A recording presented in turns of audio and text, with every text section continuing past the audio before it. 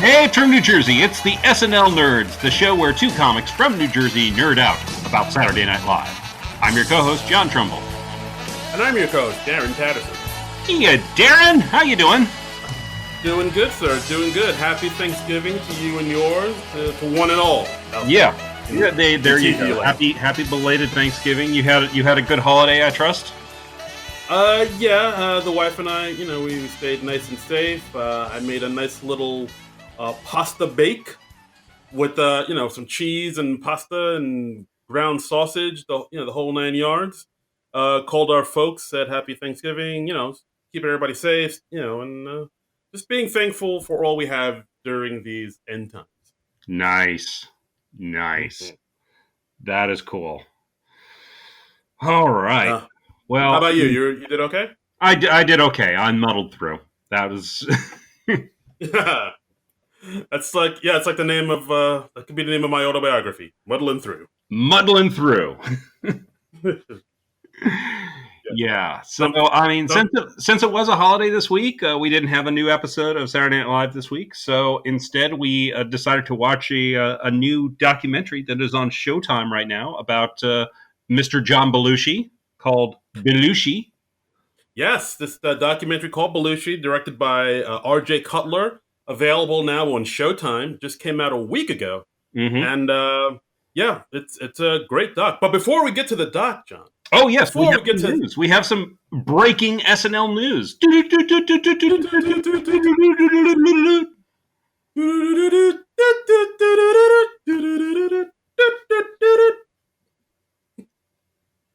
That's from a song. That is, yes. Oh, John, I'm losing my mind. Yeah, so we all are. We all are.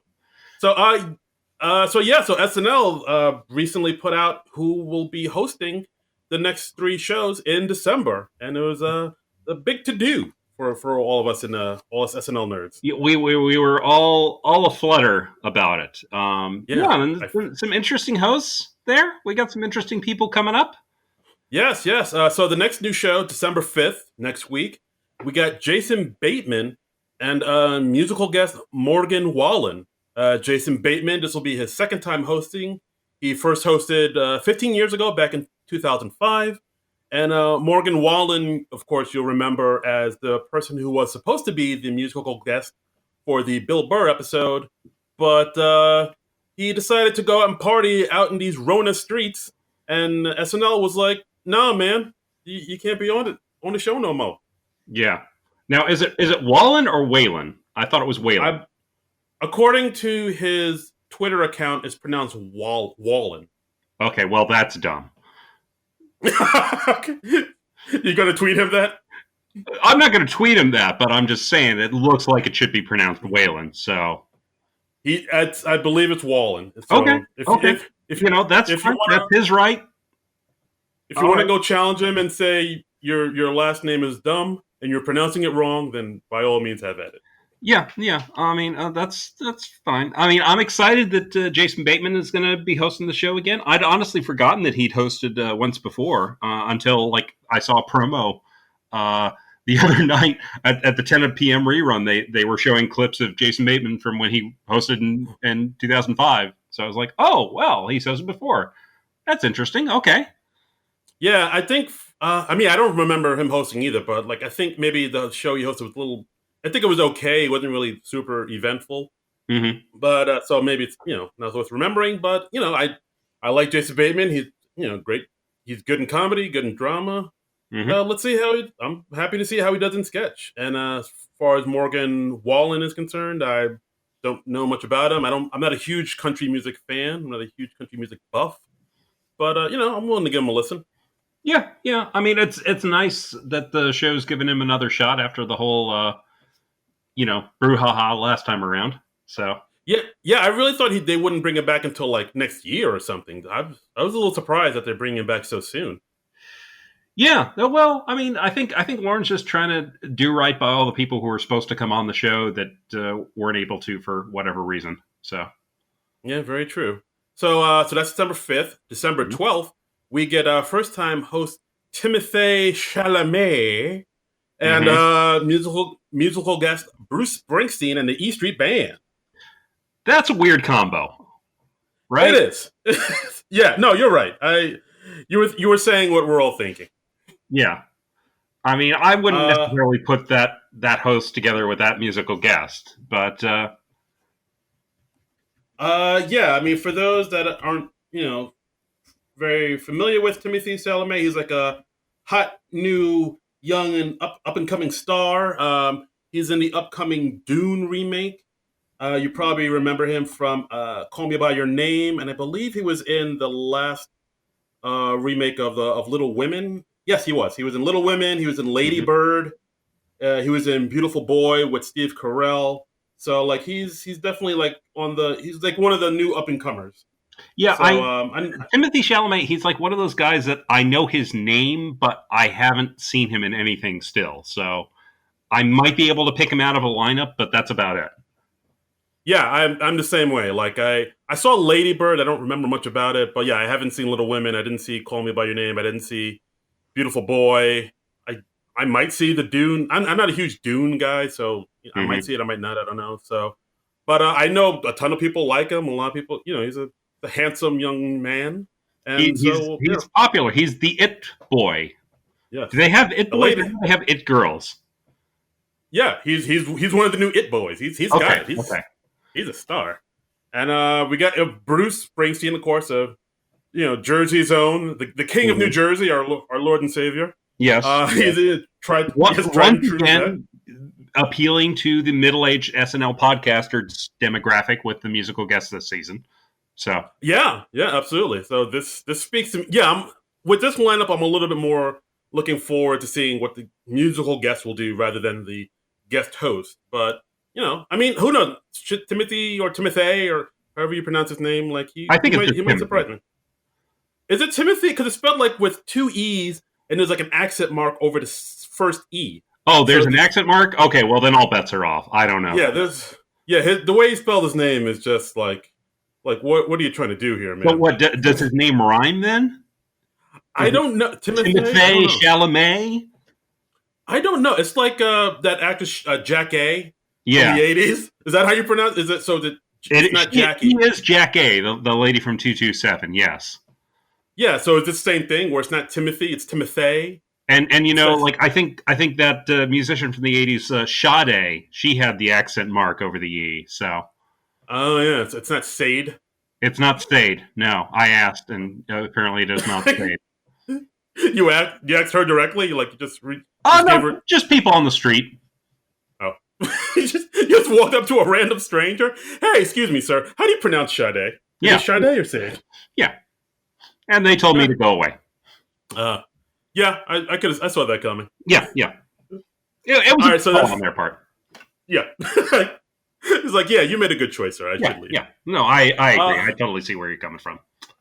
okay. All right, so that's December 12th and December 19th, final show of 2020. We get Kristen Wiig and Dua Lipa. Ooh. Kristen Wiig, this will be her fourth time hosting if you count the SNL at home. And Dua Lipa, she was supposed to be on the show back in March with John Krasinski, but of course that show never happened because the world died.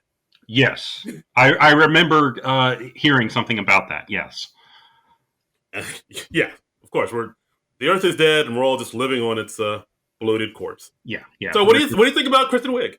I'm familiar with her. I have seen some of her work. I'm surprised that it's like fourth time hosting, but yeah, the SNL at home. I don't know if that really counts because that's really just she just did like an introductory segment, right? She didn't really do any sketches or anything. Yeah, she just did like, oh hey, I'm Kristen, I'm hosting, and she did like a quick little like thing of comedy there, but she Yeah, wasn't in any of the other sketches. She's just like just bookended it within the beginning and the end. yeah. So okay, I'd give her a half star there Okay, personally. all right. What do you think? Yeah, I don't I mean, I guess it depends on whether you consider SNL at Home an official SNL episode or not. I mean, yeah, some people see that as like an asterisk in Yeah, the book of SNL. I don't know. I see both sides of the story because it's I mean, I not. consider them real episodes, but it's tough for me to consider somebody who just opens up the show at the beginning as a real host when they're not Well, doing the other things that the host does. if you want to get into it, if you really want to get into it, George Carlin hosted the first SNL episode, and he wasn't in any of the sketches. Yeah, Aha. I mean, no, I mean, and that's a valid argument, but that was before they figured out the format of the show, really. Hmm. So Yeah, it's fair enough. I don't know. I mean, I'm not gonna fight with you hard on it. If you're like, Christian Wiig officially hosted 4 times, I'll be like, okay. Come on, John, fight me. Why won't you fight me, Trumbull? The world's dead. I mean, is it really worth it? No, I don't know. Yeah, you're right. All right, so that's December 19th show, final show of 2020, and I've seen a few people saying that because Kristen Wiig is hosting, they feel like, well, then that's kind of a signal that that'll definitely be Kate McKinnon's final show, because like maybe it's a way to usher her out with you know bringing in Kristen Wiig. I mean, I don't know if I'm totally sold on that, but I don't know why that necessarily follows. Like Kristen Wiig hosts, therefore it must be Kate McKinnon's last show. I don't quite get that. I don't know. Some people see it as like a passing of the torch or something like that because it'll be a big show because it's the final show Uh huh. of the year. It'll be the Christmas show, and like people say, oh, that'll be the show that Kate bows out. I don't know. I don't really see the logic behind that, Yeah, but I mean, it wouldn't surprise me. it wouldn't shock me if it turned out to be Kate McKinnon's last show. I mean, because there has been talk about her leaving the show this season, and now that the election's over and all that, I just don't get the logic of Kristen Wiig is hosting, therefore it is Kate McKinnon's last show. I don't know. People online are weird.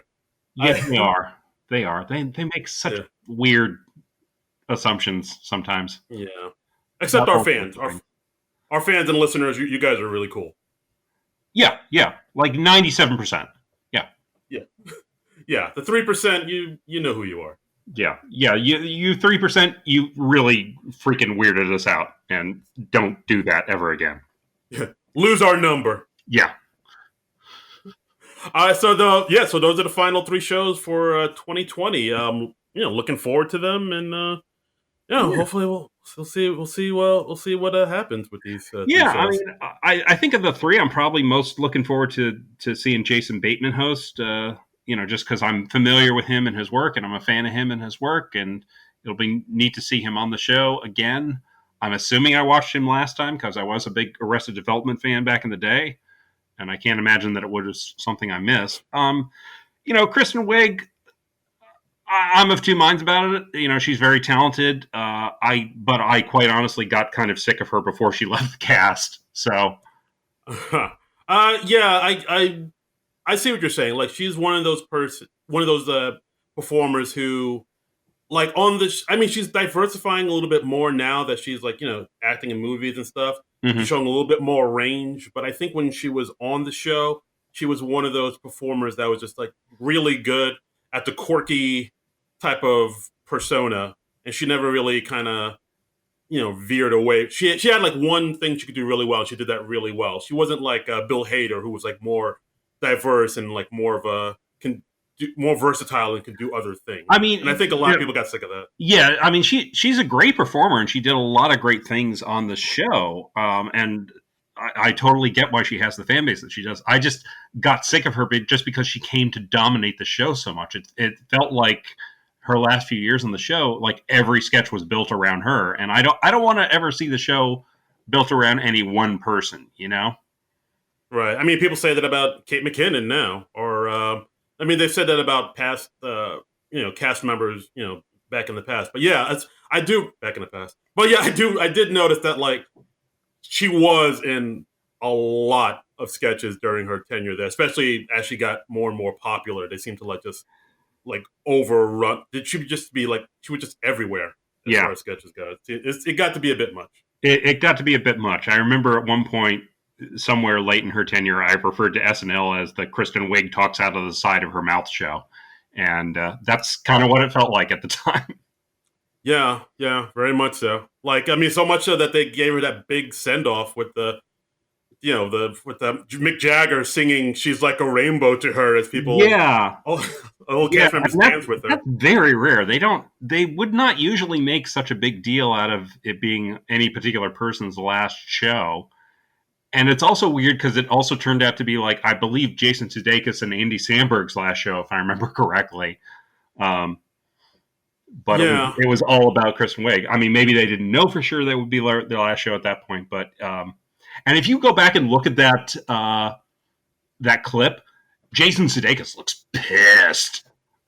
I see. I looked at that. I thought he was like about to cry because he was sad that she's leaving. But Yeah, it could be either way. I mean, it's tough to know, but he does not seem. Yeah, he's either very overcome with emotion or he's pissed, or it's very tough to read his expression in that. yeah, because I do remember seeing him when he danced with Chris, and I do remember that look on his face, like he was going through something. Yeah, Like so, yeah. like it was like I was like, oh my god, is he all right? But I mean, they obviously wouldn't have done something like that on the show if she wasn't very, very well loved there. So That's true. yeah, Yeah, I mean the only thing I can think of because that was the time that Kate McKinnon was like literally just starting. right, exactly. I mean, I could see. I mean, again, I don't know if Kate's leaving at the end of this year, but if she does, I can see them doing something like that for her. Yes, yes, I agree. They probably will do something special to mark her send off. Right, like they have like Dua Lipa or somebody sing some big flourishy, flowery song for her. Boy, that would be a big come down after Mick Jagger, though. Yeah, Mick's busy, so we got Dua Lipa Yeah, singing that one song she has. yeah. Yeah. I don't know. That's good, right? Yeah, yeah. Anyway, we'll see what happens. But All it'll right. be neat to see them close out the year like that. I guess Lawrence had everybody back that he was supposed to have on, except for say John Krasinski, right? Yeah, he's still. I guess he has to. Yeah, they have to figure out. They have to give him like a do over. Mm-hmm. It looks like it probably won't be until next year. Look I guess now. not. No. And who All knows where right. we'll be So then? yeah, dudes. I mean, this we could all die tomorrow. Yep. Jeez, I'm sorry. That got dark. I apologize. I apologize, I listener. mean, That was dark, but not necessarily inaccurate. yeah, yeah. That's true. We could all die tomorrow. And So, speaking of dying, oh Christ Almighty! I'm sorry, the transition was right there. As we said at the top of the show, we're watching Belushi, the new documentary about John Belushi, written and directed by R.J. Cutler, and it's a really interesting piece of work, right? Yeah, it's definitely different than other documentaries I've seen. I mean, one of the main differences is that they tell you right up top. Like usually in a documentary, they'll have like interviews and talking heads with people who Right. were close to the subject matter. But in this one, there's none of that. It's all audio used from interviews conducted by Tanner Colby, Mm-hmm. who is creating a oral history of Belushi's life. So it's all audio, and then they show like pictures and home movies and video footage throughout the doc. Right, and I was kind of surprised when I saw that at the top of the film because like I own this book, Belushi. It came out somewhere in the early 2000s. I got it like a few years. I think it came out in 2005. It looks like, and I got it like a few years later when when the Borders Books chain was closing, and I picked it up for a big discount because they were doing the clear out sales. And Right. it's a great book. Highly recommended if you ever come across a copy of the book. It's really good. So I'd heard a lot of these stories before, but this is the first time the audio of those interviews had actually been publicly released. Right, and yeah, it's pretty thorough. You hear from a lot. I mean, we'll go into it, but you hear from a lot of people, close to Mhm. Belushi, like friends. Of course, Judy's in there, Yeah. Lorne, Aykroyd, and I did kind of get a little like I guess wistful or something when I heard audio from people who are no longer with us, like Yeah. Harold Ramis and Penny Marshall, Tom Terry Picture. Davis.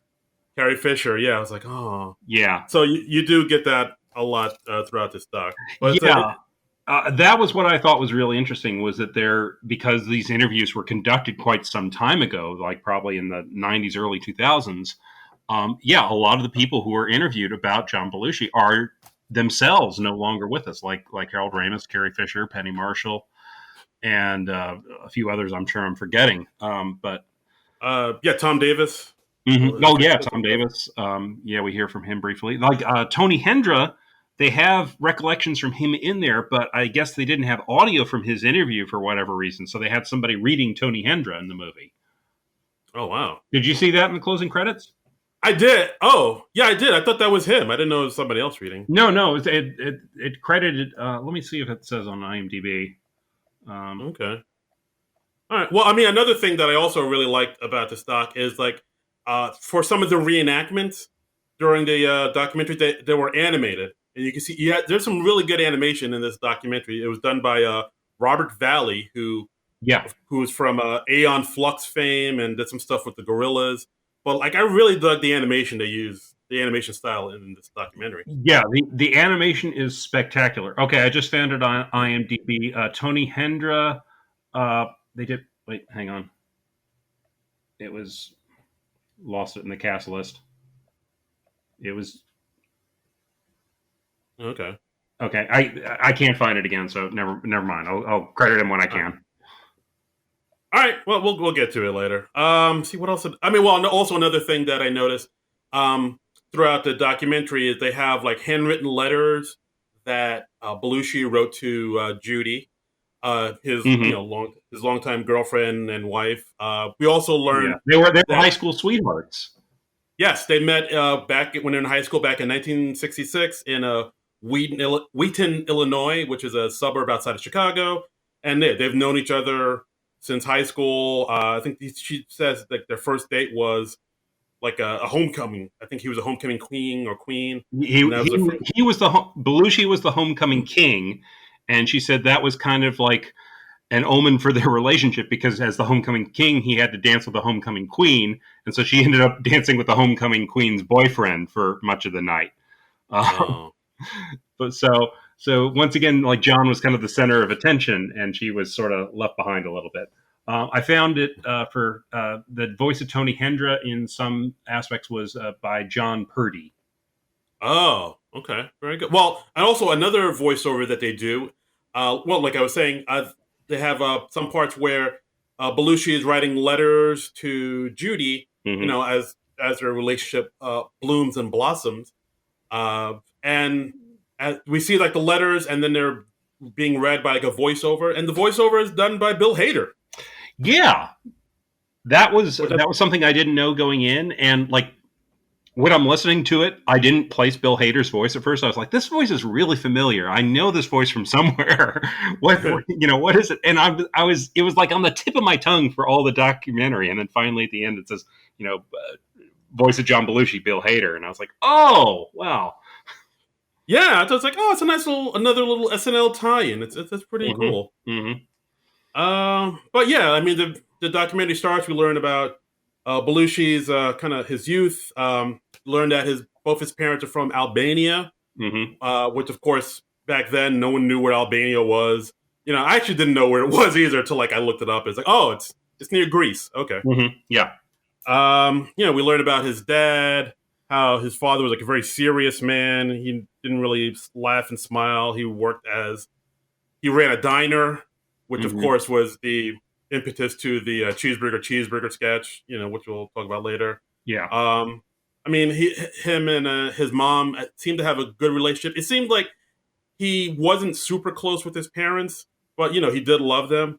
He seemed Um, like he was closest with his grandmother, his Nana, yes, who was like they were immigrants and his nana didn't really speak English, but they talked about how Belushi was like always entertaining the family at family meals, and this is where you see a lot of the animation for Belushi's childhood and stuff because of course they don't have footage for this and only like a few photos and things like that. And the animation is really impressive by Robert Valley. yeah, absolutely. So, but yeah, then we also learned that he was into performing at a young age. Like in high school, they said he was into football and he was into theater. So he was Hmm. one of those guys, and he also really loved listening to comedians on vinyl like Jonathan Winters and Bob Newhart. Yeah. And he also loved to play in bands in garage. Like he was always like playing the drums and stuff. So like from a young age, he had like a predilection to the arts, as it were. Yeah, and he was a performer. I mean, he would go along with those records into the mirror and do the characters, and he'd write his own sketches and things like that. So he had the performing bug from a young age, and he really just seemed fated to become a performer of some kind. Yeah, and so then they go on to say about how as he got older, he auditioned for summer stock in Indiana, where he was like the youngest performer to get it. And I think he got his mind open to the world of arts as well as drugs and whatnot. That was a moment I found really striking, where he's in one of these letters home to Judy. He talked about, he's like, I tried pot for the first time. It's interesting. It's like, much more intense than alcohol. I might try it again, I guess. and you're just oh, and you see that and you're just like, oh geez, man, if only you knew. oh, John. And Oh, you John. just can't help but have this bitter sort of laugh, because drugs define so much of the later years of Yeah. John Belushi's life, unfortunately. Oh, we'll get there. We'll get Yeah, there. I mean, but there's a lot of talk, of course, about addiction and the nature of addiction, and you have people like you have people who witnessed it, like Aykroyd and Lorne Michaels, and you have people who understand addiction, like Carrie Fisher, because she had a lot of those issues in her own life. Yeah, like And, I really they had like Carrie Fisher say this one quote which I really liked, where she said, "Yeah, like drugs aren't the problem; it's the sobriety that's the problem." Because mhm.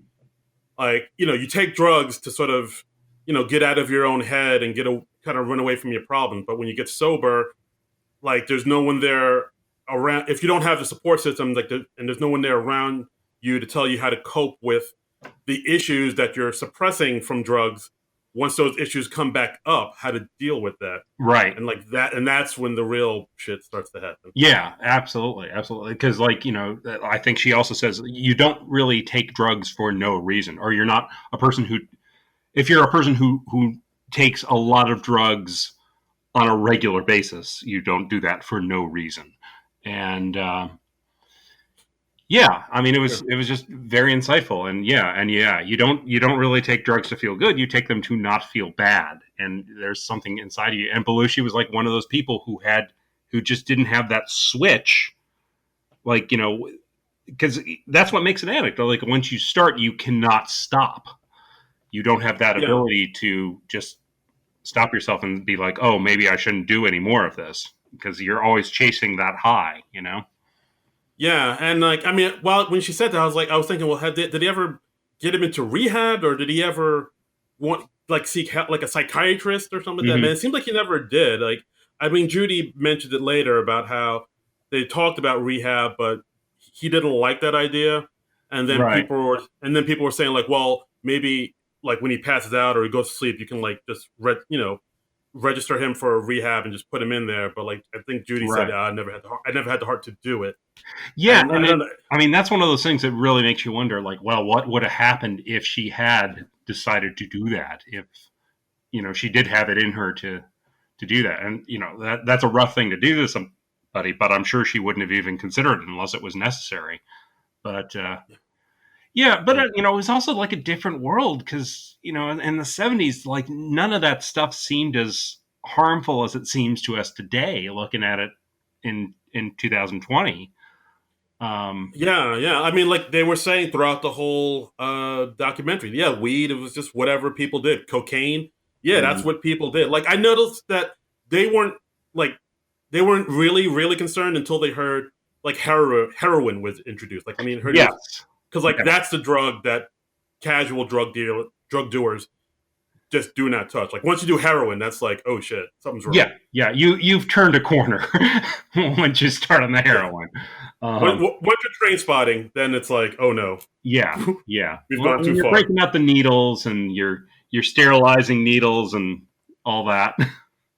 Yeah, that's when it's like you got to put together a kit. That's like, oh, this is a lot of work to get this high. It's a Oh big boy, commitment. It's a big commitment. the big commitment. All right, but yeah, we'll get to. All right, back to our show. All right, so Belushi, he was doing summer stock, and he was really getting into the theater.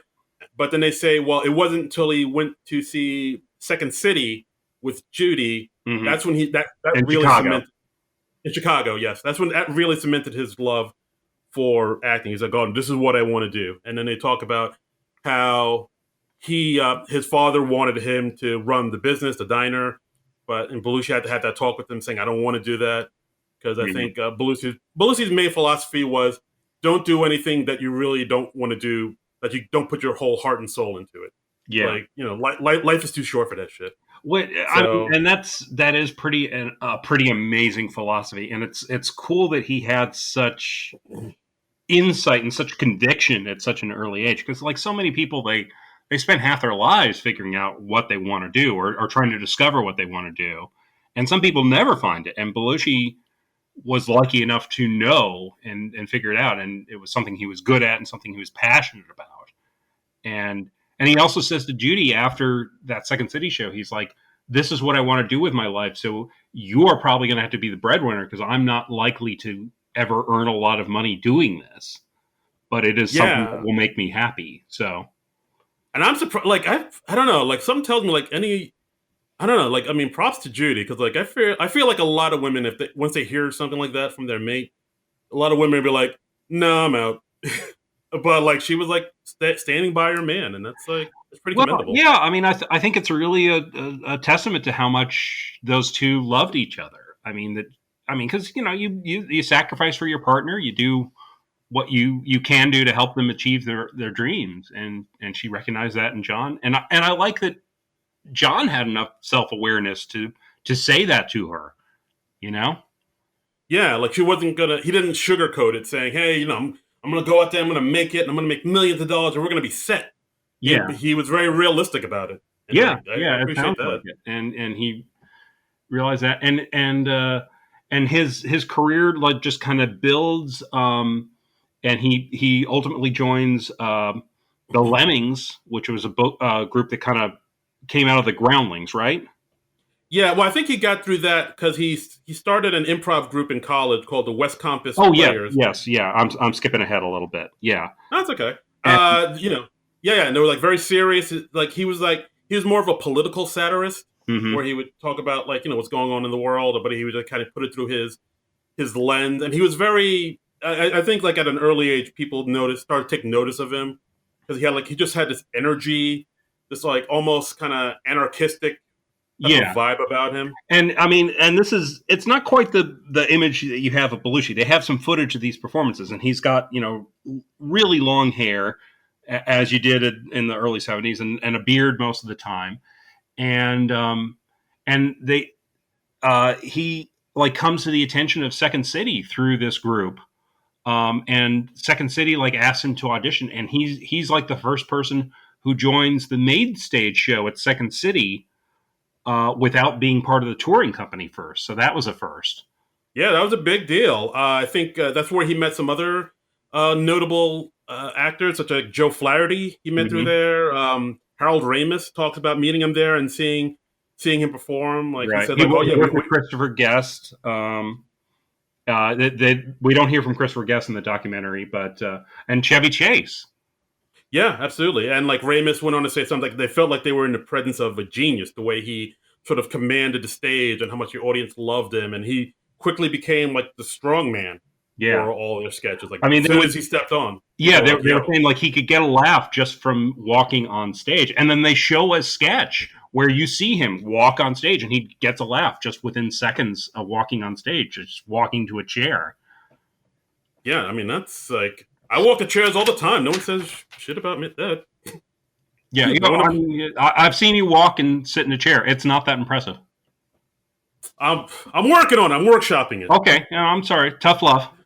Okay, all right. No, it's fine. I'll work. I'll work. I got to work on my walking, sitting skills. That's Yeah, yeah, but yeah. So I mean, after that, he went on to be in the Lemmings from National Lampoon. yeah. And this was like a live show, and this became kind of the trendy show of the day. We see like some things that he later took to Saturday Night Live, like his famous Joe Cocker impression. Um, it was really like the first time that we're seeing like the counterculture represented in the live comedy of the day. Right. I think that's the thing they were doing. They were making fun of like you said, the current counterculture, which is interesting because, like, I mean, like when they grew up, it was like things like Woodstock and all that. Like there was Mm-hmm. Woodstock and Free Love. That was supposed to be like an kind of a pushback to the culture at the time. It was people being all like kind of buttoned up in crew cuts, but now they're making fun of the thing that was pushing against the culture at the time. So it's like I don't know. I thought it was a really interesting dynamic there. Mm-hmm. Yeah, yeah. And I mean, and that the Lemmings leads to the National Lampoon radio show where he meets people who were writers for the National Lampoon, like Michael O'Donoghue, who we've talked about on the show before, and he meets people like Gilda Radner, who of course later becomes a part of the SNL cast herself. Right, right. I think they said like Judy was doing art for the Lampoon, and then like O'Donoghue was doing the National Lampoon radio, and then I think Judy said, "Oh, we should get John on the radio to do to be on the radio hour." Yeah, And yeah.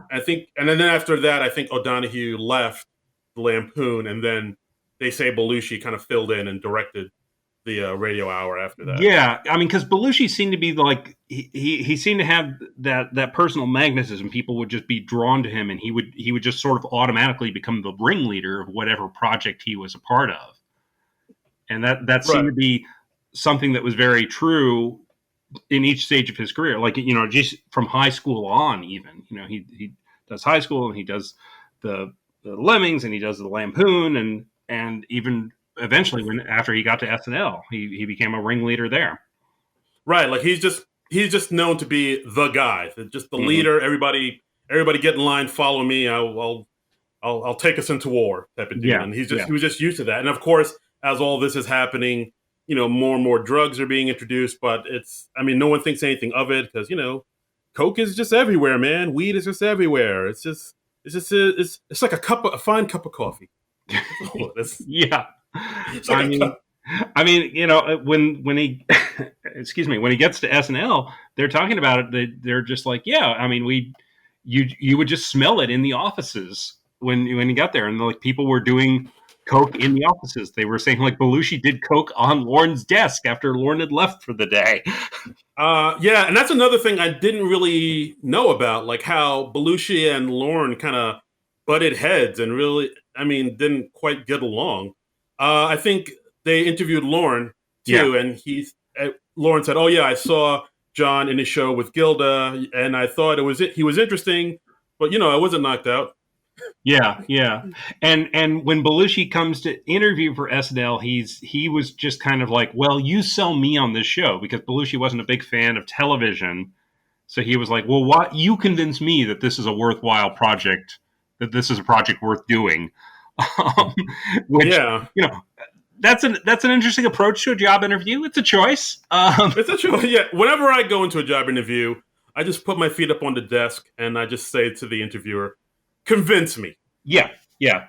Um, And then I'm asked to leave the Foot Locker indie. and Lauren, understandably, he was like, well, yeah, no, I'm not really into that. I'm not nuts about this guy. I mean, he's being vouched for by people like Chevy Chase and Michael O'Donoghue and all that, but Lauren Right. was like, I wanted people who were like enthusiastic to be a part of the project, which is not an unreasonable expectation if you're putting Yeah. together a new TV show. Yeah. You want people who, what's the word? Care. Who You need want to be there and want to do a good job yeah. and all that. But Yeah. I mean, You but know, eventually Belushi is hired on the show, And he, of course, is in that very famous first sketch with Michael O'Donoghue. I want to feed your fingertips to the Wolverines. Right, yeah. And of course, I think they also interviewed. There was one point they interviewed Aykroyd and Belushi, who became like fast friends. Like Mm-hmm. I think they met in Toronto, and Aykroyd said, "Oh yeah, like it was love at first sight. Like as soon as I met him, I was like, oh, you're my best friend for life. This is it." And Yeah, sure enough, they were.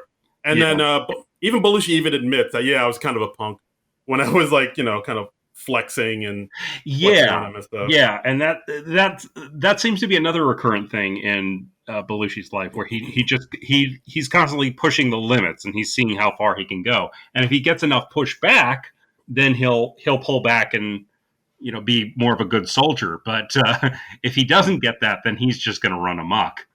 Yeah, that's the one thing I thought that was interesting throughout this whole documentary, like how he has these two sides to him. Because like on one side, I mean, even like I think Tom Schiller said it Mm-hmm. in the beginning of this doc, where he says he could be really kind and generous and sweet, Mm-hmm. but he had that flip side of the coin where he could be like chaotic and tortured and just like very aggro alpha male.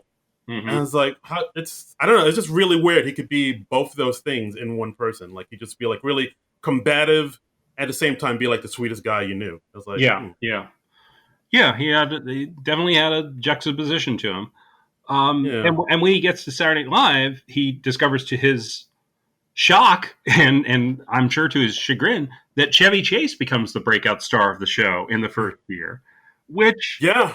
I think is understandable because Chevy Chase, he was, as Chevy Chase himself has pointed out, he was the one guy who would like look into the camera and be like, "I'm Chevy Chase and you're not." So he's constantly like IDing himself to the audience. So that I think Right. was a big point in his favor, and also he was a more conventionally handsome leading man type. Right. He was like, I guess he was like early branding himself, like saying, "Oh, I'm Chevy Chase. Hey, I'm Chevy Chase. Hey, Mm-hmm. everybody, I'm Chevy Chase." And yeah, but and like they also talked about in the doc how John didn't like that because, as we said before, he was always the leader, no matter where he was. He was always the ringleader, and like now this other dude is getting all the shine. And then they talked to like they had an audio interview with Penny Marshall where Penny was like, "Yeah, John would talk to me saying, how come he's getting all the roles? What's this about? What's that about?" Mm-hmm. But then, like, they talked to Chase, and Chevy Chase was like, "Yeah, well, I mean, Belushi didn't make himself part of the group really. Like, he didn't like wasn't in the writing of the sketches that much. Like, I was always like pitching ideas. I was in the writers' room. I think wasn't Chase like originally supposed to be a writer?" Yeah, I was about to say he was originally hired as a writer, and then he became a performer as well. Right. And yeah, even Lawrence says, yeah, John had always been the ringleader, and it drove him crazy that Chase was getting all the accolades.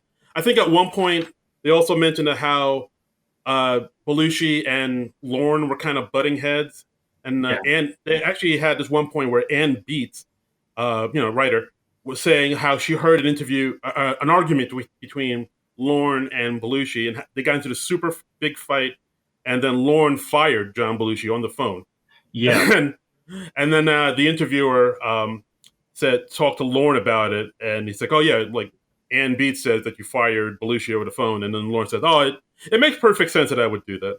yeah, yeah. It's like Lauren didn't specifically recall that instance, but yeah, Ann Beats just talks about how she finds Belushi in a bar, and she's just like, "Go back and apologize and get your job back," and of course they did, and it worked out all right. But Right. But yeah, but I guess the first year, Belushi just really wasn't happy there because, as we said, Chevy Chase was getting all the accolades. Of course, there's the bee costume, which Belushi never liked. He constantly hated the bee costume, and it was just he wasn't. It seemed like he was having a hard time adjusting. yeah, I think he found the bee thing very demeaning because it made him look very silly.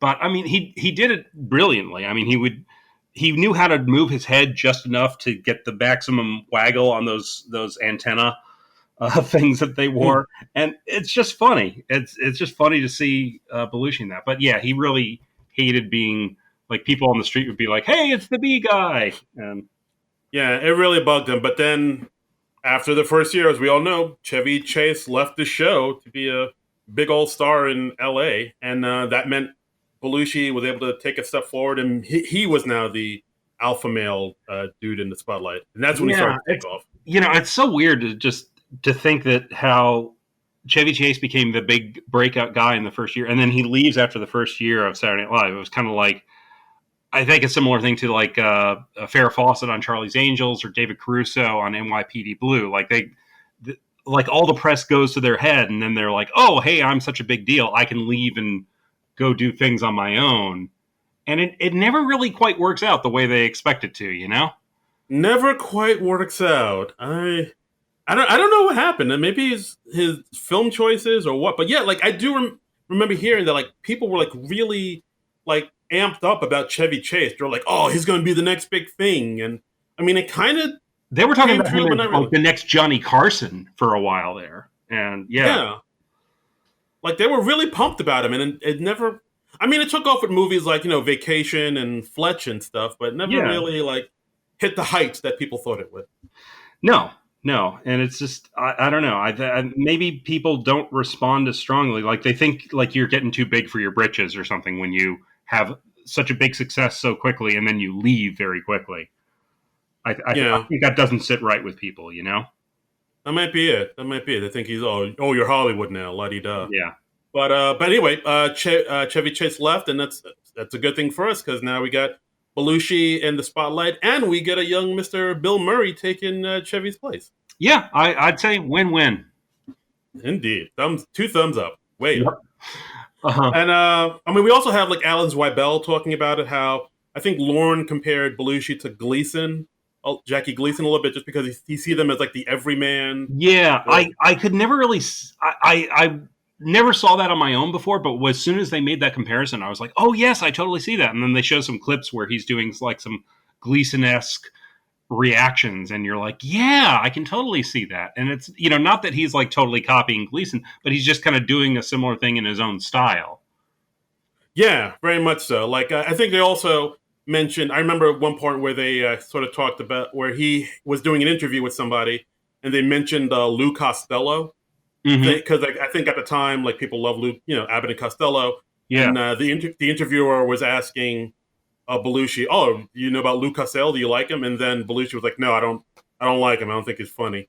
yeah. And the interviewer was kind of taken aback. This is all done in like a reenactment with the animation, Yeah, and that they go back to I think that's like one interview. They go back to this interview periodically throughout the film, and it seems like yeah, Belushi's like in a bit of a mood. It's kind of a hostile interview, man. yeah, it's weird. And Like but yeah, they cut back to that interview later in the film, and the interviewer's trying to ask Belushi about his personal life, and he's like, "Well, what did your father do?" And Belushi's like, "Yeah, he was a hitman." And then he just says, like, I don't want to talk anything about my personal life. You can talk about projects and stuff I've done all you want, but I don't want to talk about my personal life at all. yeah, And it seemed a little like you said hostile. Like, ooh. yeah, But yeah, I mean, but Belushi, he says he wants to. He's like he kind of like formed his comedic style. He said he didn't want to take anything from comedians of the past. He wanted to do something totally new and sort of reinvent, mhm. comedy in a way. And in a way, he did that. I mean, you do see flashes of Jackie Gleason and what he does, but it's not a total ripoff or a total copy of Gleason. It's like, Oh yeah, not at all, not at all. I mean, he's kind of, if anything, he's like interpreting it for a new age, you know?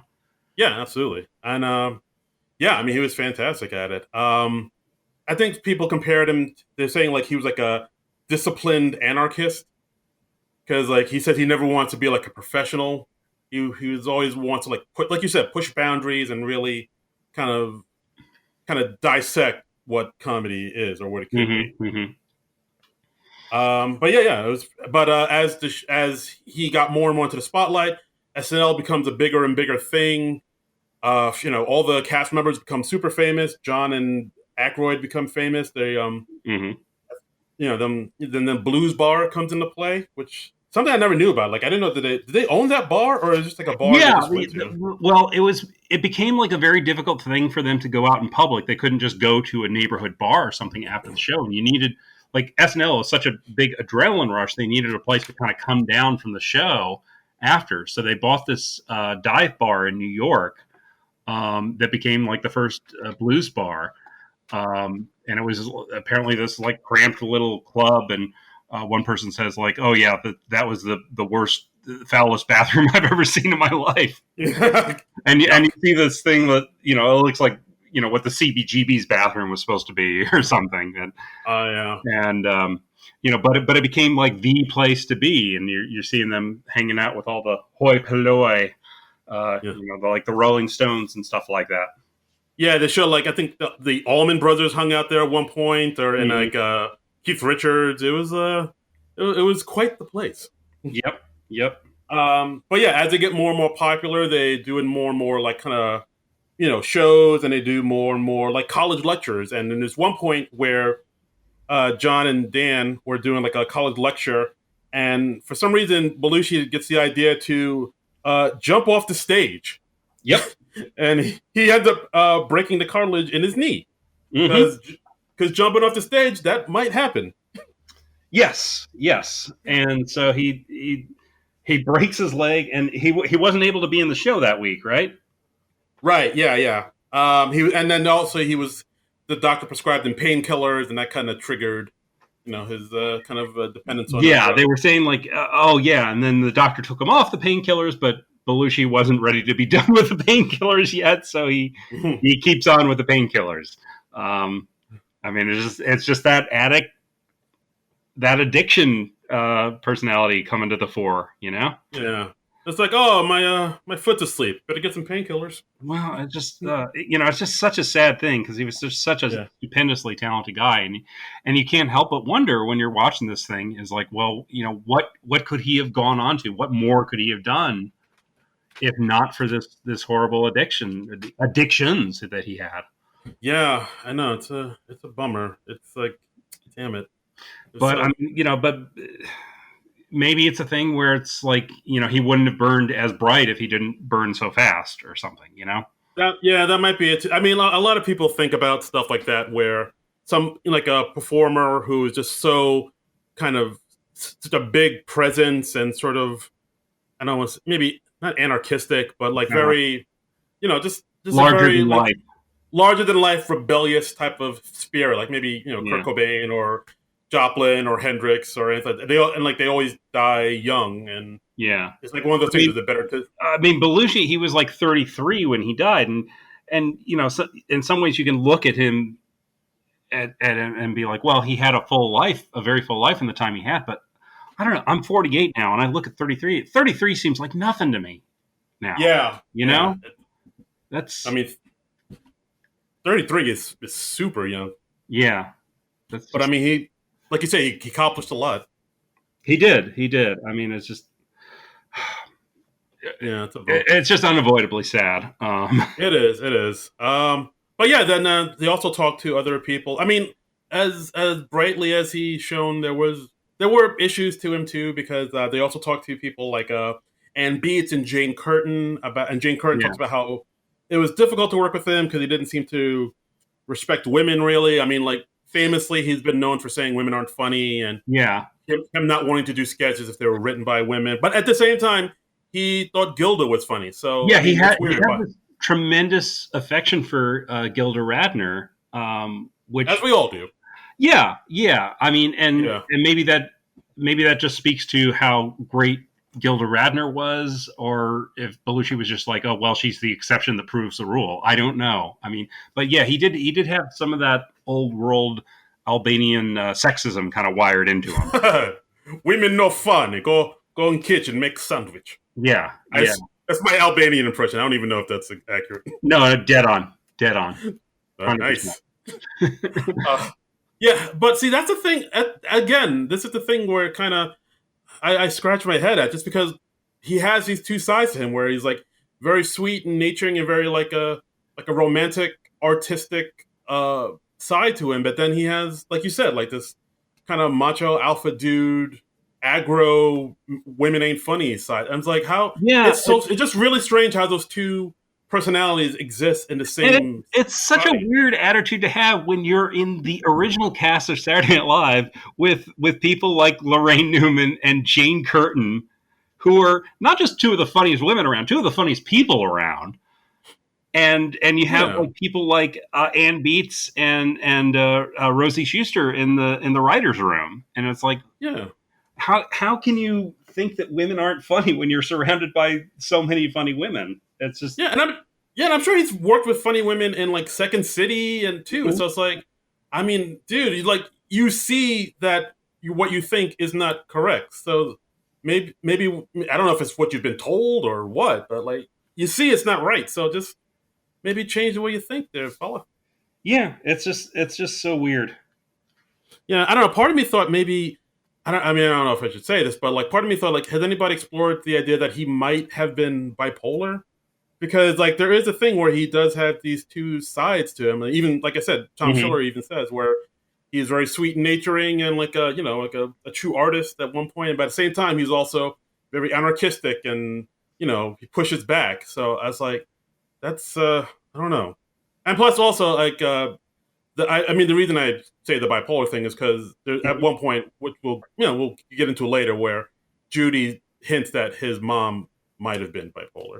So Yes, yeah. They talk. I mean, yeah, there could be something to that. I don't know. Yeah, maybe he had some like some problem in his brain chemistry that was never like properly diagnosed or something. mm, Because partly because they didn't know as much about uh, how that stuff worked back in those days, or yeah, just nobody thought of it. And but I think you do find that in a lot of addictive personalities. They have some imbalance or something that makes them susceptible to that sort of thing.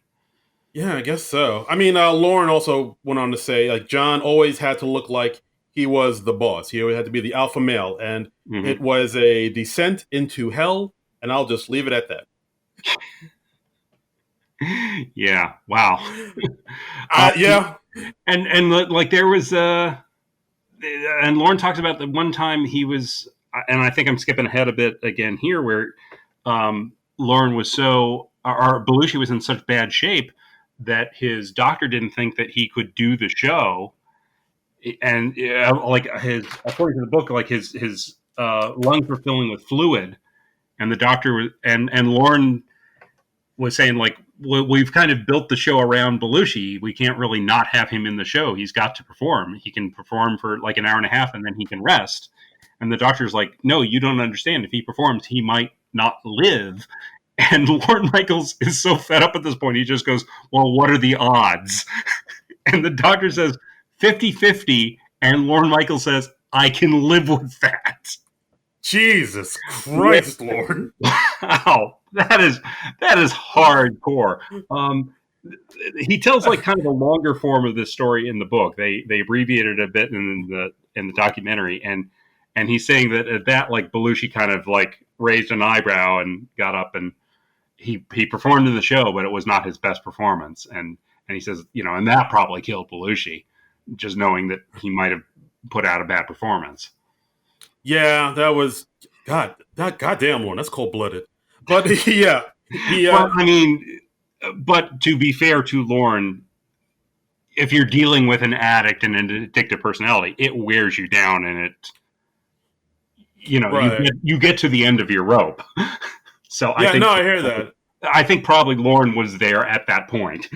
I don't think Lauren was Yeah, quite as callous as yeah. that story makes him sound. To be fair, but No, no, I get it. That's true. That's true. But still, it's like it's hard to hear. Like, and also, I think even before that, they mentioned that Belushi missed an entire episode because he was in LA and had an ear infection, and he couldn't get on a plane because, like, if the plane when the plane lands, it pops his ear or something like that. yeah, his eardrum would burst. They were saying, um, Right. and And they then were they saying had that. that like, what is that? Go ahead.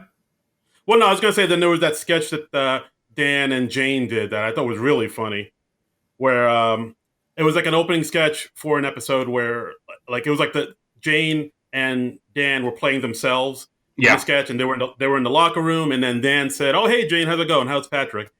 Jane's husband." And then Jane was like, "Oh yeah, he's good, and Jane says, "Hey, is Belushi still in California? I mean, What's he doing out there? 8 to 10 for possession? Yes, yeah. And then Dan says, "Oh no, he has an ear infection. And he has an ear infection. And he's really sick. It's really bad. He can't, he can't get on a plane because of his ear infection." And then Jane says, "Well, I sure hope he didn't get it catching it from listening to himself sing." Yeah, it's cold. It's hilarious. I laugh so hard at that. I'd never seen that clip before, and it is very funny. Yeah, and they say that when that happened, Belushi also submitted a film, and this is like when he was become like a big success in Hollywood. He like Animal House had already happened, and the joke of this was that he's like he says he can't come to the show for health reasons, but you see him like lounging by the pool with all sorts of women in bikinis and things like that, and the implication being just he's too big of a success to worry about SNL anymore.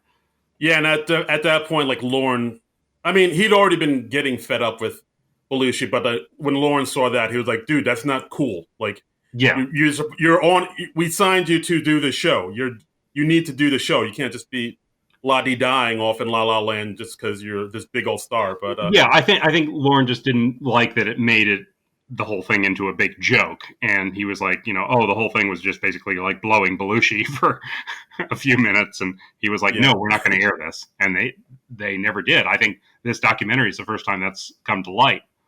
Yeah, so you can see some unseen footage, folks, in this thing. Mm-hmm. All right, but well, we touched on Animal House. Go back to that. So I think where are we at? Oh, so there's one point where John Belushi is getting bigger and bigger success. He goes out to L.A. The relationship between John and Judy gets a little fractured, and he becomes more distant to her. So they split up for a while. But then of course, Belushi misses her. It seems like Belushi's a little codependent too. He seems like he really needs somebody around him a lot in order to. Yeah, function. I mean, they refer to Judy a few times in the documentary as his anchor, not in the sense that she was dragging him down, but that she was like a stabilizing force in his life, and that she helped him kind of like spinning off into the deep end. And it seems like he really did need that sort of thing. And it seems like Judy was the big stabilizing force in his life, but Aykroyd tried to be that as much as he could, and they got. A little later, they got a fellow named Smokey, who was kind of who kind of watched after Belushi and just basically made sure he kept off drugs and that he didn't have strangers coming up onto the street and giving him drugs, which would happen. Wow! Imagine being that big. Just be like, hey, I've seen you from TV. Would you like some cocaine? Yeah, and it was that's literally what it was like, because everyone had this affection for John Belushi, and I guess everybody wanted the cachet of like, hey, I got high with John Belushi, or I gave John Belushi some drugs. Yeah, they would just walk up to him and like, hand him pot or cocaine or whatever. Wow. And I got somebody. It really was a full-time job keeping the man clean. Yeah. I got somebody to buy me a beer after a show, and I thought I'd made it, but right. I'm not. Sure. I'm not at that cocaine level. That's next level shit. that is some next level shit. I understand the cocaine. It's rather expensive. Yeah, that China White, it don't come cheap. No. All right, so like I said, Belushi was missing Judy. They kind of got back together. They reconciled. They went to Aspen for vacation, and they got married. Right there and then. Yeah. It's a little. Yeah, it's it's been years in the making. So they tied the knot. And while this is happening, we see Doug Kenny and Harold Ramis starting to write Animal House. Of course, they wrote the part of Bluto specifically for Belushi. Yeah, because they said every Animal House needs a great animal, and they all just looked at each other at once and said Belushi. And so I mean, it was a thing they all instantly agreed on. And I think it was John Landis was talking about this. He was talking about like they took out a lot of Belushi's dialogue in Animal House and just let him do stuff non-verbally. Like there's that classic scene where Bluto's trying to cheer up Flounder after he's wrecked his brother's car, and he's just like Belushi's just smashing a beer bottle over his head or crushing a beer can against his forehead and just like and he does it just without a word. And they say like that's very close to what the real John Belushi was like, because he was just trying to make you laugh and make you be happy. And they described the character Bluto as being a cross between Harpo Marx and the Cookie Monster, and they Yeah, yeah. and they were both like kind of destructive forces, but they didn't. Neither one meant any harm. So it was just, and that was kind of the key to Bluto. Yeah, yeah, absolutely. It's yeah, there were a lot of I mean, you can go back and listen to our Animal House episode and, Mm-hmm. get more we get more in depth there, but yeah, you'll Yeah, definitely it's really interesting to see like how just a look at the camera, just him like breaking the fourth wall, looking to the camera, just him raising an eyebrow, just him doing, yeah, just nonverbal cues. That's enough to like crack you up and endear you to yeah. him. I mean, it just shows how talented Belushi was and how likable he was. You just instantly responded to him, and you liked him, and you got in his corner. And even though like the character Pluto is doing all these horrible things, I mean, they kill a horse, Yeah, they do that. yet you're still on Bluto's side. That You're horse like, lived a oh, good long life. that's too bad that horse died and got Bluto into trouble. For that dumb horse, Bluto wouldn't have got away with it. He would have got away Yeah, with it. and he's like getting a ladder and spying on all the sorority girls, and you're still just like, oh, that Belushi, he's such a scamp. oh, oh, get out of here, Belushi! I'll chop up this dead horse for you. Get it out of here, Yeah. you rascal! And that's probably how he got away with such excesses in his real life. I mean, just because he was such a likable personality. I mean, I think a lot of addicts can also be very charming. Yeah, I mean, like I said, he's been charming since day one, and when Mm-hmm. people want to be around him, people gravitate towards him, and people when they were around him, they didn't want the party to stop. So that's probably why they just like, hey, do some coke, let's get this party started, let's do some blow, do some more drugs, do some alcohol, and like Yeah. they were putting all these things into this person, just wanting a good time, not thinking what that would do to the person. Right. And they also talked about how Belushi would he had different circles of friends. He would live his life in 8-hour shifts. Like, so you would get to the end of 8 hours with Belushi and you'd be like, okay, well, that's enough for me. I'm out. And then he would just go on to the next group of people and go 8 hours with them. And it's just frightening to think of. It's really, yeah, really exhausting. Like I listen, like I probably could have kept up with that in my younger days, but I hear that now, and I'm like, dude, I need a nap. That's this. Just hearing all of this, I need a nap after I record this podcast. I'm winded. It's see, you need to, Well, it's 4 p.m. I should take a nap. dude. You got to stretch before every podcast. I keep telling you that. I know. I'm endangering my life by doing this, but I do it for you people. But yeah, and then they also talked to other people who knew him. One of his friends, Layla Nabulsi, talks about how she remembers one conversation she had with Belushi, saying like, "I don't know how you do what you do. You're just so comfortable up on stage. You just go up there. You have no fear and you just do whatever. I don't know how you do that." And John said back to him, "Well, I don't know how you do what you do, which is like you're comfortable in life." yeah, Like how do you do that? yeah. Which is very telling. I totally get that. I've had people like ask me like, "Oh, are you nervous when you go up like and do stand up?" And I'm like, "No, I feel more awkward like having the unscripted conversations with people before and after the show." Yeah, it's more common than you think, folks. Yeah, yeah. I mean, and Animal House with Belushi, it really catapulted him to another level of fame because that was such a monster hit, and he never really had another hit quite like it. But I mean, but at one point he was on the number one TV show Saturday Night Live. He was in the number one movie Animal House, and he had the number one album with the Blues Brothers, and so he was like the king of all media before Howard Stern was, Right, it's him. ironically, he was a genuine king of all media. Right. All right. Well, so let's get into Blues Brothers. So it seems like he kind of got into being the Blues Brothers because, I mean, according to the doc, he was like the film with the Animal House was being filmed in Eugene, Oregon, and like an interviewer asked him, "Well, what'd you do in your off time?" And he said, "Oh yeah, I sang at this hotel, this Eugene hotel. I would just sing blues. It's like a hobby." Hmm. And from that, he was like, "Oh, I really like doing this, and I'm pretty good at it. So maybe I'll get my buddy Danny, and we'll be like the Blues Brothers." And it just Well, yeah, like Aykroyd was the guy who like turned him on to the blues. Like Aykroyd was already like a blues aficionado, and he turned Belushi onto it because he was like, "Oh, you're from Chicago and you don't really know the blues." And then after that, like Belushi became obsessed with the blues, and he would like make his own mixtapes and things like that, and just subject all his visitors to that. And hmm. yeah, and it See, just again that obsessive personality or that addictive personality. He just had to know everything and do everything. yeah, see, I thought it was Aykroyd that hipped him to the blues, but they didn't really mention that. It just made it sound like he was always into the blues. But Yeah, they kind of glossed that's over that interesting. a little bit, but yeah, it was Yeah. definitely Aykroyd who got him into it.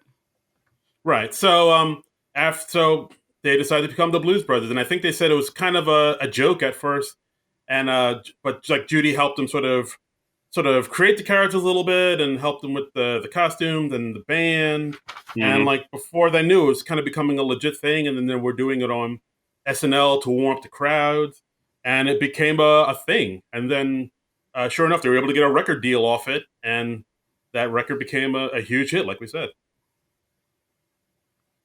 Yeah, yeah, and they're performing as the Blues Brothers. They're doing live shows, and it was something else.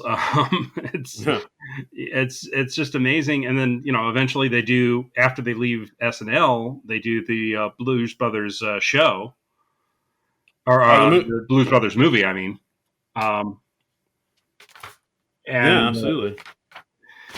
yeah, and that and Aykroyd tells a very amusing story about like one day on set they couldn't find where Belushi was, and and then somebody on the crew was like, "Oh, I think I saw him going across the street to that." And Aykroyd just like knocks on the door of somebody's house, and they're like, "Oh, you're here about Belushi," and Belushi just knocks on the door of this perfect stranger's house, and he's like, "Hey, you know who I am." I'm tired, and he comes in. He makes a sandwich with stuff out of the refrigerator, has a glass of milk, and then he just falls asleep on their couch. That is the ballsiest of ballsy moves. Yeah. That is a boss move right there. And yeah, Aykroyd. I think Aykroyd nicknamed him America's Guest at that point, where somebody would Yes. just be cool enough to do that. Yes.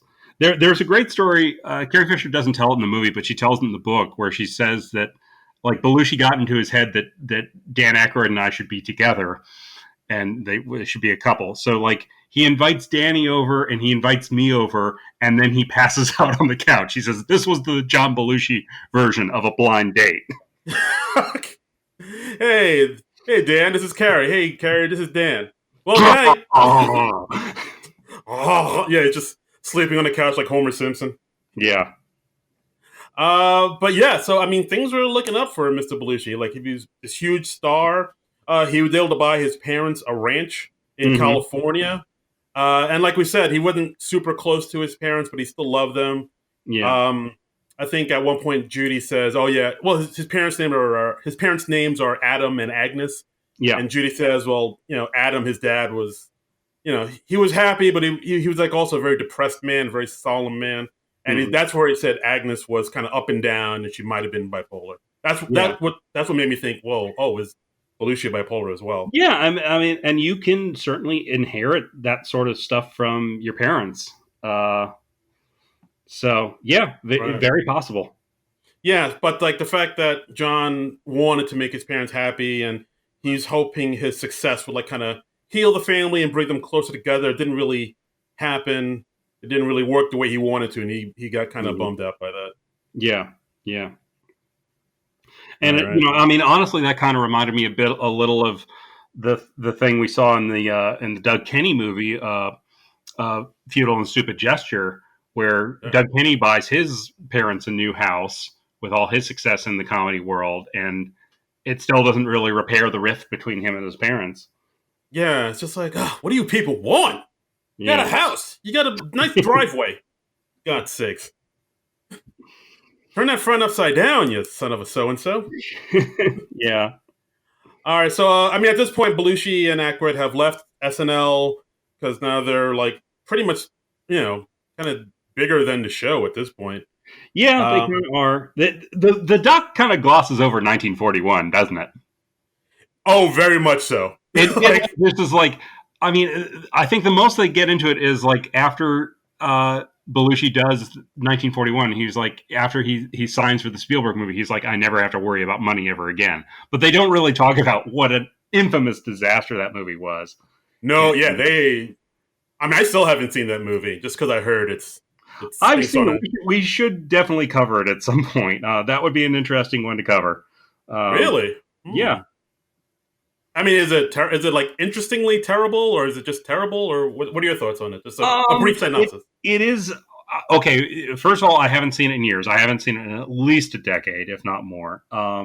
It is a bad movie. It is bad in an interesting way. There's a lot of excess to it. It's very over the top. I mean, one, I think Spielberg's not really a comedy director. So it's more about the spectacle and stuff like that. And yeah, it's the movie's got problems. Let me just say that. All right, all right. I'm intrigued, good sir. Yeah. So yeah, so Aykroyd and Belushi they become bigger stars. Of course, the Blues Brothers was a hit. You can Hmm. listen to our episode about that as well. Yeah. Dig in the archives. Hmm. And of course, since he's becoming a bigger and bigger star, that of course means more and more access to drugs, cocaine. Aykroyd was like, oh, he definitely has a problem with coke. Judy says things like, Yeah. yeah, we were talking about getting into rehab, but John didn't like that idea. So and Yeah. that's where and that's when They also talked about how like it would be more of a problem on night shoots on the movies because like apparently in this era you would just take cocaine to get through the night, to get through to stay up all night. And yeah, a fresh cup of coffee, like I said. yeah, it's just oh, it's so nuts to think. Yeah, it's just like, oh, we out of coffee? Do we have no more soda? Well, yeah, how about a bag of blow? Yeah, it's nuts. Oh man, so yeah, we see him kind of spiraling a little bit with the drugs. And that's where Smokey, like we were alluding to earlier, that's where Smokey comes into play. Who he was a man who used to be Nixon's bodyguard, I believe Hmm. they said, and he was Yeah. they had him, yeah, and they had him on to keep drugs away from Belushi. Yeah, and he did a good job with it at the time that he was with them. They talk about how they got a place in Martha's Vineyard, and they had what sounds like a pretty idyllic summer there. And Belushi was like clean the whole summer, and it really seems like he turned a corner. Yeah, he was doing well. He was like, I think they said he was clean for like almost a year, and Hmm. I believe the interviewer Tanner said that to Carrie Fisher, saying like, "Oh yeah, he was mostly clean for over a year," and Carrie was like, "Well, that must have been a screaming hell for him Yeah, because she knows that they're addicts. They're both yeah, addicts," and then that's when she said that line about how it's not the drugs are the problem, it's the sobriety yeah, that's the problem, which I yeah, thought was interesting. Yeah, so at this point, like we see Belushi kind of wanted to do different things because I think at this point he didn't know what his audience wanted from him or were expecting from him, and I think he wanted to escape his kind of yeah. goofy, slapsticky Well, persona. I mean, he talked about this. They show a clip of him in an interview with Gene Shalit on the Today Show, and he's like, if I just did what the audience wanted, I would just do Bluto over and over. I'd do like Animal House goes to the space shuttle, or, or Yeah. and he could just do that same sort of thing over and over. But he wanted to be an actor and do different types of parts. And Yeah, yeah, so like his first foray into this movie called Continental Divide, which I've never heard of until this documentary. oh But really? I don't think I ever heard of it. It was a movie Um, he did with Blair Brown, and he played he played like sort of I think a fictionalized version of a real journalist, Mike Royko. Uh, oh, And yeah, it's I've seen bits of it on TV. It's an interesting movie, and it's him playing kind of a straight role. Okay. Um, Yeah. so yeah, it's very interesting in that regard, and it really makes you wonder, like, what he could have done as an actor if he'd gone on in that direction further. You know? Yeah. Like I think it was. I mean, they say he lost 40 pounds for the role, and he was Hmm. really trying to be a more serious actor. But I mean, from what I understand, like the movie didn't do that great, and people didn't know exactly how to Yeah. take it, type of thing. But It's, like Bruce McGill from Animal House, he talks about this. I just found the relevant quote in the book, and he says, John always introduced me like, this is my friend Bruce. He's a great actor. After a while, I said, John, why do you make that distinction? You're an actor. I'm an actor. What's the deal? And he said, oh, no, I'm just a sketch player. He always felt, early on anyway, that he did something different. I always felt he was so talented that what he did came so naturally and without any apparent effort on his part that he kept thinking somebody was going to find out he wasn't really doing anything. That's not an unusual state of mind for really talented people. I think that's one of the things that drove John and frustrated him so. And in the book, they followed up with a quote from Harold Ramis. He says, it's called the imposter syndrome, and everybody has it. Uh, yeah, that's what I thought. Wow. Yeah, it's weird. Like he was this performer who everybody loved and mhm. everybody thought was amazing. But like, yes, I mean, you know, as performers, I mean, I sometimes I'll have it from time to time, you know, Yeah. and but you think like it'll be something that you'll be able to shake after a number of years after you get some like notoriety and some accolades. Yeah. But I mean, apparently, it's just something that never goes away. Jesus. Yeah, well, I mean, it's it is kind of like that thing. You're always chasing that higher. You're chasing that next thing, and you think like, oh, if I can get to this level, then all my problems will be fixed, and I'll be happy. And you never really quite get there because with each new thing, there are new complications, and yeah, Yeah, it's a bummer. So yeah, so after Continental Divide came out, it didn't seem to do very well. I think that's when like Belushi started to slip deeper and deeper into drugs and depression and whatnot. At one point, I think somebody mentioned he got rid of all his blues albums and he was getting hmm more into punk rock, like Fear yeah, and the Dead Kennedys. They show some footage of him playing the drums at CBGB's for this band called Dead Boys. I yeah, thought that was interesting. Like he was yeah. really more into like the angry anarchistic, you know, music. And And I that know that they ended up booking the punk band Fear on Saturday Night Live, which became an infamous music booking, just because Belushi was such a fan of the band, and I think he even introduced them on the show. And this was after he'd left the show. yeah, I think from what I remember, like he left the show, but like that's when SNL was like in the doldrums, or it wasn't Mhm. what it was, and they were like starving to have Belushi back on. So he was like, "All right, I'll come back on for a little bit, but only if you book this band Fear." And they were like, "Fine." And like, I don't think he was in any of the sketches. He was literally in like the cold open for like a minute, but I don't think Yeah, he even has any lines. And yeah. then they have Fear on, and I mean, guys, if you don't know about the infamous Fear episode of SNL, the Halloween episode, look into it. It is Mm. bananas. Their performance was something else. Yeah, yeah, It was some kind of something. yeah. It was like yeah, like if you watch it, you're like, oh my god, this is pure uncut chaos. This is just like what are we doing here? Yeah, A lot of fun. yeah. A lot of fun for you and the whole family. Bring the kids. Hmm. Hmm. All right, so we see Belushi in the really not doing well mentally, and that kind of all comes to a head at the filming of his next movie, Neighbors, which Yeah. pretty infamous. Which a pretty infamous shoot. Like, have you ever seen this movie, Neighbors? I've never seen Neighbors. I've never seen it. I know of it. I've read stories of it. Basically, like Neighbors, it was a movie. It was based on this black comic novel.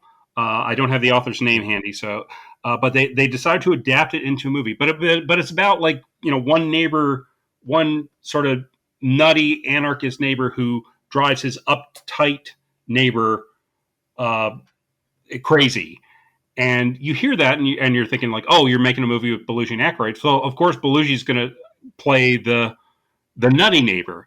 but Aykroyd and Belushi decided, no, we're going to switch roles, and Belushi's going to play the uptight one, and Aykroyd's going to play the nutty one. And they at the time thought this was a great idea, and I know the screenwriter Larry Gelbart, the great Larry Gelbart from MASH and Funny Thing Happened on the Way to the Forum. He was like, "No, this is a stupid, insane idea, and you should not do it." Yeah, I mean that was one of the problems. Another problem was the director, because the director where they used was the guy who directed Rocky and just won an John award for Ellison, Rocky. Yeah, he just won an award for Rocky, the Oscar, and like they were having big problems with him. They were saying this dude doesn't know comedy. He's ruining the movie. They were trying to get him off the movie. I think at one point, like they talked, there was an interview in the documentary with Harold Ramis where Harold Ramis got a call from Belushi saying, "Hey, I got the screenplay I want you to look at," and he's like, "All right, I'll look at it when I can." And I'd like you to direct it, and Ramis is like, "Oh yeah, I'll look at it when I can," and he's like, "No, you have to look at it now," and then Ramis was like, "Wait, isn't this Neighbors? This is the movie you're shooting? Doesn't that have a director?" He's like, whatever, man. You want the job or not? But yeah, so like the production, it was fraught with just a lot of infighting, people not knowing what the vision of the movie should be. They wanted to be like more of a dark comedy. It became like sort of more surreal and trippy. I think at some parts, like even Aykroyd was like rewriting it as they were filming it, and like that caused like the screenplay writers were like that really pissed them off. It was a tough shoot, and of course at the time that during this, Belushi was getting more and more into drugs. He was like seeping deeper and deeper. I think at some point they said like you couldn't see it, but while they were shooting, there were some parts where people were like propping him up and holding him up while they were shooting his scenes. Like he was like really spiraling, and Smokey wasn't there, and it was not good. Like I think Belushi knew as he was filming it, oh, this movie isn't this isn't going to be what I wanted it to be. Yeah, and they also had that problem with the night shoots, like I was talking about before. Apparently, they had 1 week of night shoots on this, and that's when Belushi was really in bad shape, and he was doing he relapsed to kind of get through the night shoots, and he was really erratic, and it was bad news, man. Right. So it's not a good shoot. The movie comes out, and the whole thing just like the movie bombed basically. Like, the reviews were pretty brutal, and nobody liked it at all. I mean, it was just just almost a comedy of errors. Yeah, like one reviewer said it was a vapid waste of celluloid. Yes. Which is not good. But actually, I did notice, like, I think Roger Ebert liked it. I think he said it was like an interesting psychedelic comedy. So that's a plus. Okay. So you got that. Thank you, Roger. But yeah, this wasn't this isn't what Belushi wanted. It just really bummed him out. Yeah. And then the doc, of course, unavoidably has to cover his death as well. It talks about he was working on another script with Don Novello, who was a writer for SNL, and you probably know him as Father Guido Sarducci. And they were writing a screenplay called Noble Rot, which I don't think ever came to be in any fashion. And Aykroyd was also writing the script that would end up becoming Ghostbusters at the time. Yeah. Like for those that don't know, like when Aykroyd was writing Ghostbusters, he had the three original Ghostbusters he had in mind was going to be him, Belushi, and Eddie Murphy. And he was writing this at the time, and while Belushi was really going through it, and I think they say one of the reasons Belushi was really in a deep funk over this was because they did an interview with one of his friends, Mitch Glazer, and Mitch said, well, John's choices were always what the people wanted. Like he was able to tap into, the people's sensibilities, the public, what they thought was good and funny. And so when he came out with two movies that didn't hit with the public, that really fucked with him. He was like, oh, wait, do I not know what people want? anymore? Do I not know what they want from me, or and like it really kind of fucked with his head. Yeah, yeah. Um, and he was out west, and he was by himself out in L.A. Like because Judy talks about this. She was going into therapy at the time, and her therapist was like, "You should maybe consider yourself first for a while, and not live your entire life for John."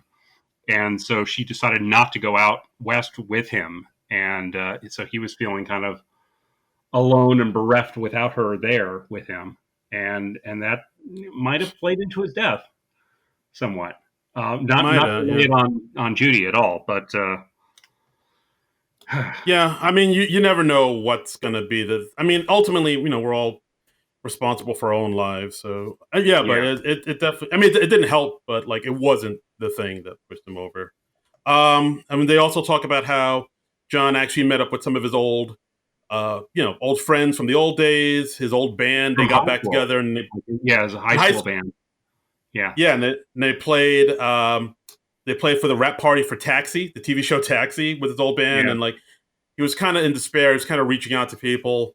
He was kind of trying to dig into the past to maybe hope that nostalgia would like kind of help him through all this, but it didn't quite work out. Then they interviewed Dom Novello, who wrote the Noble Rot yeah. screenplay with him, and like I think they said Belushi said Novella said that Belushi handed the screenplay to the studio and they didn't like it, but they said they'll make it if Belushi was in the movie The Joy of Sex. And Right, and apparently, they wanted him to be in a diaper. yeah, I mean, That dude, was what their the big fuck? concept. What the fuck? Yeah, And like Norvello, Novello. no, Novello was of course was incensed. He's like, dude, it's like this Belushi is like a big deal, and you're gonna have him like in a diaper, like this fucking industry. They don't care about you, like Well, what? that's such an easy, hacky kind of idea. Like, oh, put the fat guy in a diaper. Yeah, and it's just I think at this point he maybe I feel like the older Belushi or the younger Belushi rather would have like fought them more tooth and nail, but I think at this point he's at such a low he didn't have the fight in him, which is Yeah. I don't know, it was a bummer. I think, and then they talk about how Aykroyd, the last time he talked to him over the phone, he was trying to console him, and he was writing Ghostbusters, like he said, and he said he was like, just got to get through this. You got to get out of L.A. You got to be in a good place. And Aykroyd was also saying, "Oh, I got to finish the script, and I got to go right out to him." And he was, I think you can hear that it still bothers him that he didn't get out. He didn't get out there in time. Yeah, I mean, he says something like, "Yeah, I've got to live with that, or I've got to carry that." And yeah, it really is something that he is carrying for the rest of his life. Because I Right. mean, they were tight. Yeah, no, they were best buds. They were brothers basically. Yeah. And yeah, and then of course the unfortunate inevitable end to all this. He ends up dead over a cocaine and heroin overdose Hmm. at the age of 33 in an L.A. hotel alone, which was Well, he wasn't alone. That's actually something that oh that that the I mean, watching this film, you would think he was alone, but he was there. There was somebody named Kathy Smith who was there, who was actually she was convicted of involuntary manslaughter because she was uh, like gave him that drug cocktail. But yeah, the hmm, doc doesn't include anything about her at all. So yeah, yeah watching this, it's you would think he was alone at the time. yeah this ain't Wired apparently. No, yeah. This is much better. Oh, well, most things are. I mean, go back and listen to our episode about Wired if you haven't heard it before. That Yeah, movie is insane. I yeah, It's been well over a year since we watched that movie, probably going on 2 years now. And I still can't get over how nutty that movie is. yeah. What was that? Yeah. You were like, Holy okay, enough about what Belushi was taking. What drugs were the makers of this movie taking? Yeah, what the heck? Yeah, folks, I mean, I don't want to even recommend Wired, but you kind of have to see it just to see how insane it is. But it is. I mean, it's like I said earlier, it's a failure. It's a failure in a really interesting way. I think it's not a boring movie. It's just a what the fuck were they thinking movie. Um, Yeah. but yeah, listen to our episode about it if you haven't seen the movie or you can't track it down. I think we will give you the gist of it, and your mouths will be agape at the decisions they made going into that movie. Yeah, it's an interesting failure. Yeah, yeah. So yeah, and then they of course talk about the funeral at Martha's Vineyard they had for Mm. Belushi, and yeah, it kind of ends at that. I mean, like the last words are they talk to Aykroyd saying how like no one can learn what Belushi did, and no one ever will. Like he was one in a million, Yeah, and of course, and then of course they ended with Belushi doing with a little help from my friend and his spot on Joe Cocker impression. yeah, yeah. And yeah, that's Belushi, guys. Really, really good documentary. Hour and 48 minutes, so it's a little on the long side, but you get a lot of information in it. Yeah, no, I mean it's really well done. I think it's really worth seeing. If you don't have Showtime, you can get like a free week to just sample it. That's what I did. I went on through my Amazon Prime account and I was able to do that, and I'm really glad I did. I'm glad I checked this out. Yeah, yeah, it's really you definitely get like a better sense. I mean, I think I was saying throughout the thing, like I kind of wish they would explore like why he was two sides like that, why he was this Mm-hmm. introspective, gentle artist, and also this big aggro bully. I mean, but just because like when I brought up the idea, I brought up that we were doing this podcast to my sister, longtime listener. Hey Mel, she Mm-hmm. said, "Oh, why are you doing a episode about Belushi? Like he's overrated. Aykroyd and Bill Murray were funnier. He was like a misogynist and blah blah blah. And he was some of that, if not all of that. But he was also Mm-hmm. had this other side to him too. So I mean, I wonder if people think about that too. Like people don't like him because they thought he was just this angry blowhard, but maybe I don't know. I don't know what I'm trying to say. Okay. Okay. Yeah. I don't know if they think that or not. I didn't know that your sister felt that way, but yeah. No. I think he's totally deserving of the hype. Personally, I think he was Yeah, a yeah, no, really absolutely. talented guy. I think it's sad that his life ended the way it did. I would have liked to have seen what he would have become if he had lived longer. But that just wasn't in the cards for him, I guess. Yeah, I mean it's one of those things where somebody just shines so bright and just comes out of the gate just like like a bat out of hell. It's hard to I don't know. It's hard to imagine what they would be. Maybe they would have like calmed down a little bit more, and maybe been a bit more subdued, and maybe to become more of a serious actor or what. It's really I don't know. It's really hard to say what he would have become. But I mean, I enjoy his work. I mean, he definitely had a presence. Like Mm-hmm. once you saw him on the screen, you couldn't take your eyes off him. Like you were always wondering, Yeah. oh, what's he going to say now? Like there was, like I think I said this about like SNL in the past. Is the show is always best when there's a little element of danger in it. Like Oh yeah. And like Belushi embodied that really. yeah. I mean, he was like the first element of danger, and then Yeah, of course because you, as I the mean, years go on, you totally never, you never entirely knew what he was going to do. like he was that element of danger. And of course, people like Farley and maybe Will Ferrell or Chris Kattan, whoever, they kind of carried that on throughout the years.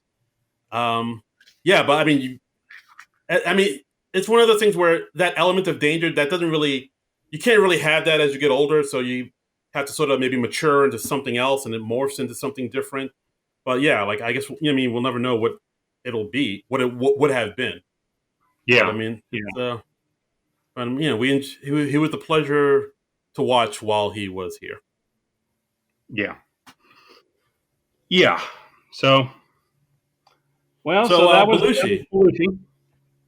yeah, yeah, we highly recommend you guys watch it. Check it out. If you're a SNL fan, you'll get a big dose of SNL nostalgia from this, and it's Yeah. I really dug it. Mm-hmm. Mm-hmm. Me too. Yeah, I learned some stuff. It was good, and I also highly recommend the book Belushi. It's by Judith Belushi Paisano and Tanner Colby. So check that out. I'm sure you can still find it uh, on Amazon or a used bookstore near you. Right, exactly. So yeah, that's the episode. And guys, thanks for listening once again. As always, if you want to follow us on the Twitter, you can follow us at SNL Nerds Show. Tweet at us, let us know you love us, let us know how we're doing. Reviews. We could always use a good review. Nice little 5-star review on the. In a long time, so yeah. It's been a minute, so guys, get on it. I mean, what are you doing with your lives? And yeah.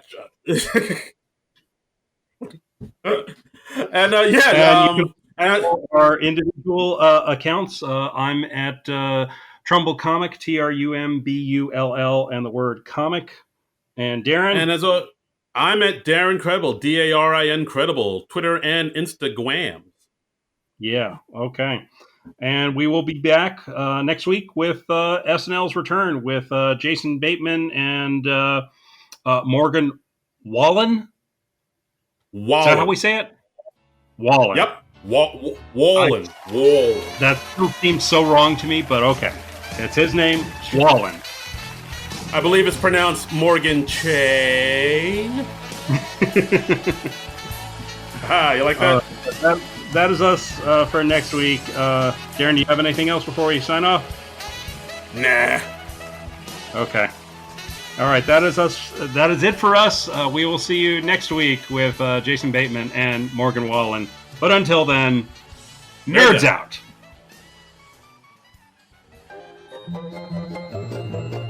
This has been a non-productive media presentation. Executive producer Frank Hablawi. This program and many others like it on the Non-Productive Network is distributed under a Creative Commons Attribution Non-Commercial No Derivatives license. Please share it, but ask before trying to change it or sell it. For more information, visit non-productive.com.